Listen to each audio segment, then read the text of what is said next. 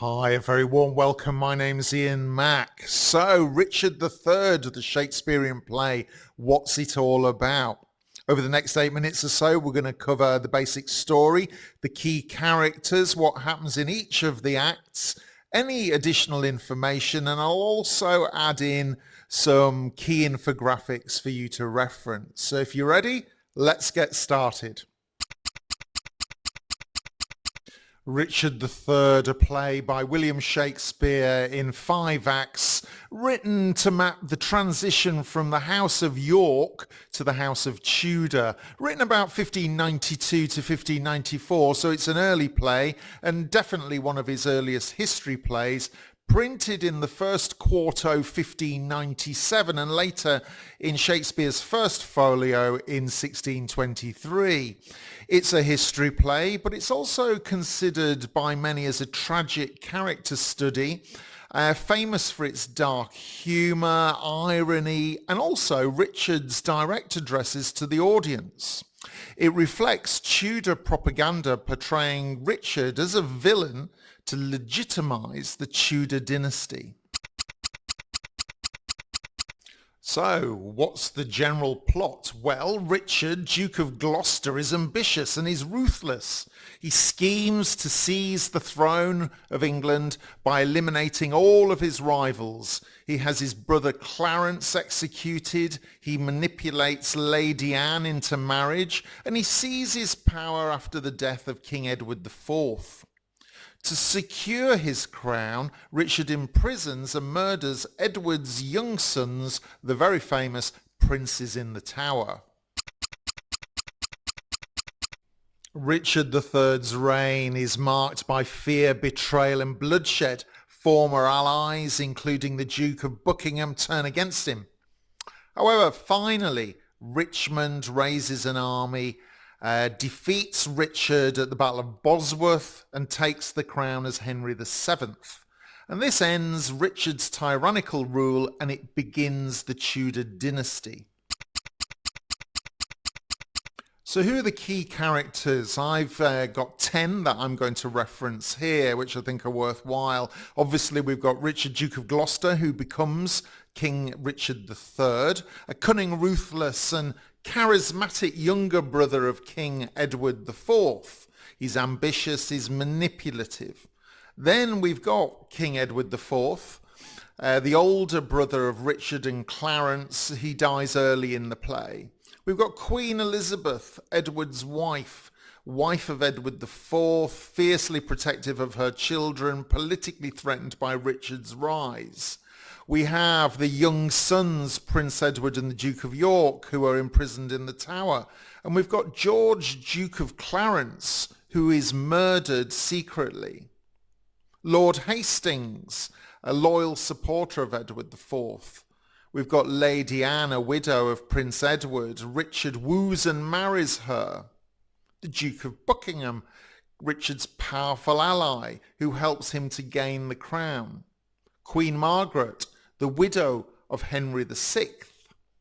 And finally, Richmond himself, the nobleman who raises an army to take on Richard and beats him at the Battle of Bosworth, who later becomes King Henry VII. In Act 1 then, Richard, Duke of Gloucester, declares his ambition to seize the crown. Bitter over his deformity and exclusion from courtly pleasures, he decides to use deceit and murder to gain power. He schemes against his brother Clarence by convincing King Edward IV that Clarence is a traitor, leading to Clarence's imprisonment. Meanwhile, Richard woos Lady Anne, the widow of Prince Edward, whom Richard killed. And despite her hatred, his manipulative charms succeed, and she agrees to marry him. By the end of the Act 1, Richard has begun laying the groundwork for his bloody rise. In Act 2, King Edward IV is gravely ill. He tries to bring peace amongst his family, urging reconciliation, but his health fails, and soon after he dies, leaving his son Prince Edward as heir. Richard manoeuvres to become Lord Protector of the young prince. Meanwhile, Clarence is secretly murdered in the Tower, drowned in a butt of wine on Richard's orders.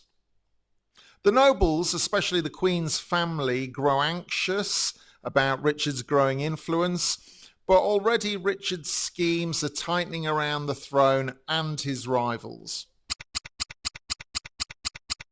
In Act 3, Richard escorts the young Prince Edward to London. Placing him in the Tower for his safety, he spreads rumours questioning the legitimacy of Edward's children. With the help of Buckingham, he stages a public display where he appears reluctant to accept the crown, presenting himself as humble and godly, but persuaded for the good of the realm. And Richard, therefore, of course, takes the throne as King Richard III. The Queen's relatives are executed and Richard's cruelty is becoming all too clear. The young princes remain trapped in the Tower. In Act 4, Richard, now that he's king, he secures his position through further ruthless acts. He orders the murder of the princes in the Tower, eliminating the rightful heirs. Lady Anne, now queen, is cast aside. She soon sickens and she dies. Richard also arranges potential new marriages to strengthen his claim, even plotting to marry his own niece Elizabeth of York. Buckingham, uneasy with Richard's tyranny, hesitates to assist the prince's deaths, and Richard turns against him, ordering his execution. Richard's reign grows darker and the opposition begins to mount. In Act 5, the rebellion gathers force under Henry Tudor, Earl of Richmond, who has a legitimate claim to the throne through the Lancastrian line. As battle approaches, Richard is haunted in his sleep by the ghosts of all those that he's murdered: Clarence, the princes, Lady Anne, Hastings, and others, each cursing him and blessing Richmond. The armies, of course, meet at Bosworth Field. Richard fights fiercely but becomes isolated, crying, "A horse, a kingdom for my horse," before he is killed.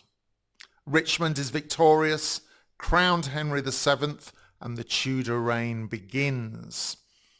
He marries Elizabeth of York, uniting Lancaster and York houses, and founds the Tudor dynasty, which begins after years of civil war. And that year, just from a historical perspective, is 1485. Some useful facts about Richard III. It was first performed by the Lord Chamberlain's men in the 1590s, and it is certainly one of Shakespeare's most popular plays on stage, revived frequently throughout history. It provides a powerful portrait of ambition, power and tyranny. Richard III is certainly one of Shakespeare's most iconic villains. The play really bridges the end of the Wars of the Roses and the rise of the Tudors, and it's based on Raphael Holinshed's Chronicles, so it is based on real history. It's also based on Sir Thomas More's History of Richard III. And although most people don't realise, Shakespeare wrote a play called Sir Thomas More, which I'll be covering in a different video.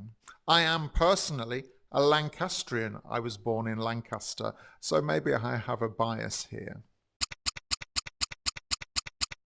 Such a fabulous history play by William Shakespeare. It's fantastic. Go and see it on stage if you can, or check out one of the films available. Thank you so much once again for your time, and I hope this has helped to get you started. Don't forget, share any information you have about Richard III in the comments below to share with others in our community. I look forward to meeting you again in the next one, and my name's Ian Mack, and until next time, remember, time is knowledge.